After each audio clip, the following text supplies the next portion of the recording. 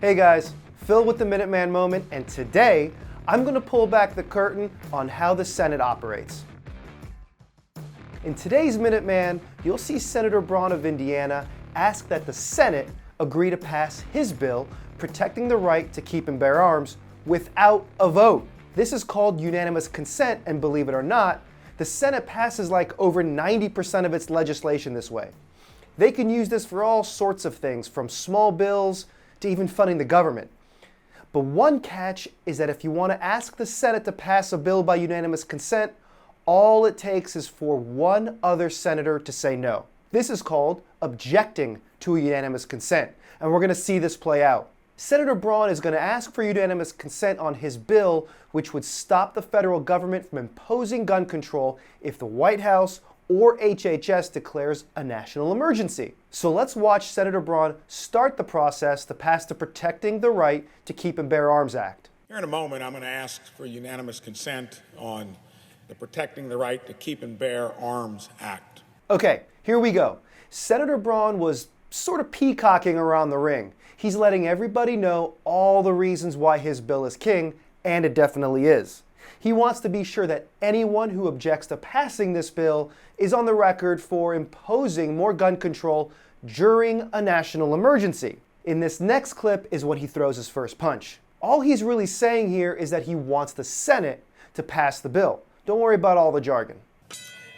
As if in legislative session, I ask unanimous consent that the Judiciary Committee be discharged from further consideration of S. 1916, and the Senate proceed to its immediate consideration.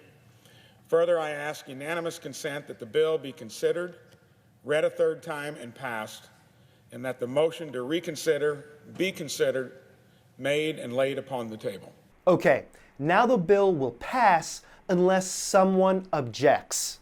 Is there objection? Reserving the right to object. Senator from Illinois. Okay, Senator Durbin is going to try to counterpunch here with his objection and explain why he imposes a very reasonable bill.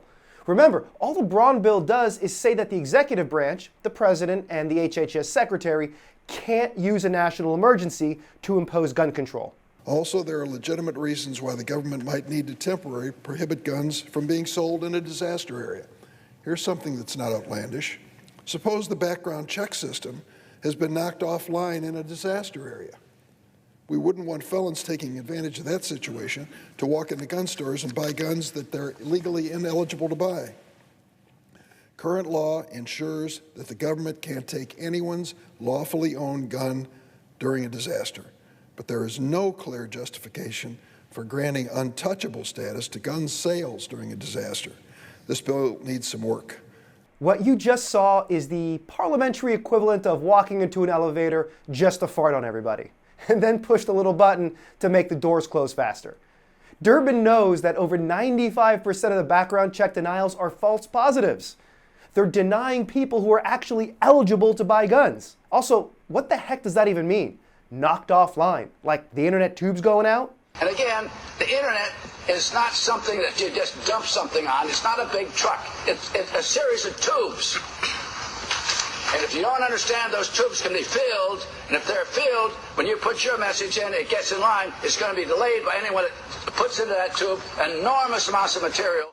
No, he's probably referencing last year when malicious anti-gun FBI and state police bureaucrats abused NICS to delay and halt purchases in early COVID, at least until the Trump administration straightened things out. People want to buy firearms to protect themselves, and more so during a national emergency. He could have kept quiet. But Senator Durbin thinks the feds should be able to take your guns away during an emergency. Like, I don't know, riots? A hurricane? What about whenever they feel like it? In light of these and other concerns, I object. And there's the final objection. Objection is heard. And now the bill's dead, for now. The takeaway here is that we can get pro 2A bills passed, at least in the Senate. And I can already read your minds. We want more of this, all day, every day. Well, me too. But let's get there by showing some love for Senator Braun. Help them fight by offering statements of support. These guys have a lot on their plates. Show them that doing the right thing on guns will get them the biggest love and most support out of all of you. And I want to thank Congressman Cloud and Senator Braun for sponsoring this bill in the House and the Senate and for taking the fight to the anti-gunners. And special thanks to their staff. Personnel is policy. So that's it. I'll see you next time on The Minuteman.